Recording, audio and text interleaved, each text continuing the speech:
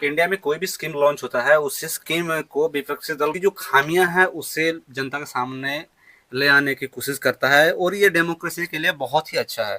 तो उसी विषय को लेकर आज एक टॉपिक है इथेनॉल। इथेनॉल की वजह से बहुत से लोगों को बहुत सी दिक्कतों का सामना करना पड़ रहा है। तो विपक्षी दल ये भी आरोप लगा रहा है कि इथेनॉल को प्रमोट करने के पीछे नितिन गडकरी का बहुत बड़ा हाथ है, क्योंकि उनकी जो दोनों बेटे हैं निखिल गडकरी और सारंग गडकरी, इन लोगों की दो कंपनियां हैं और इसी से वो प्रॉफिटेबल बिजनेस खड़ा करने की कोशिश कर रहे हैं, और ये बात डाटा से भी प्रूव होता है।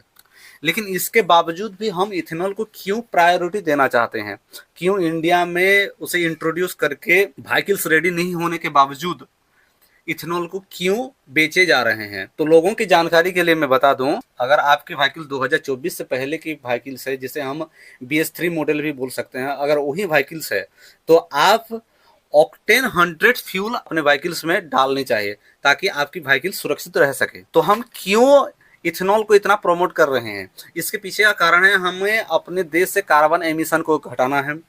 हमारी जो फ्यूल डिपेंडेंसी है गल्फ कंट्री हो या रशिया पे, उसी डिपेंडेंसी को हम घटाना चाहते हैं, जिससे हमारी इकोनॉमी है वो एक सस्टेनेबल इकोनॉमी बन सके। अनुमान ये किया जा रहा है अगर इसी तरह से हम अगर इथेनॉल के इस्तेमाल में लाएं तो नेक्स्ट 5 ईयर मतलब 2030 तक आते आते हमको 1.36 लाख करोड़ की हमें बेनिफिट मिल सकता है। आप सब लोगों को पता है कि हमारा देश में जो पेट्रोलियम यूज होता है उनमें से 87% इंपोर्ट किए जाते हैं। तो उसी पैसे को बचाने के लिए धीरे धीरे एक एक स्टेप लिए जा रहे हैं। डाटा के हिसाब से महाराष्ट्र, मध्य प्रदेश, उत्तर प्रदेश और बिहार के जो इथेनॉल मैन्युफैक्चरिंग करने में जो रॉ मटेरियल प्रोवाइड कर रहे हैं, जैसे कि मक्का, शुगर कैन हो गया, तो उन्हीं फार्मर को 15 से 18% की इनकम इंक्रीज होता हुआ देखने को मिल रहा है। जो भी इथेनॉल मैन्युफैक्चरर हैं उनको 1.96 लाख करोड़ बेनिफिट मिल चुका है, तो वहीं 1.8 लाख करोड़ डायरेक्ट बेनिफिट हो चुका है उन्हीं फार्मर को। अनुमान ये है कि आगे भी इसी तरह से अगर इथेनॉल का इस्तेमाल बढ़ता रहा तो आगे ये जो रिक्वायरमेंट है वो बढ़ सकता है, और जिसके चलते हमें 40,000 करोड़ की नई इन्वेस्टमेंट भी मिल सकती है।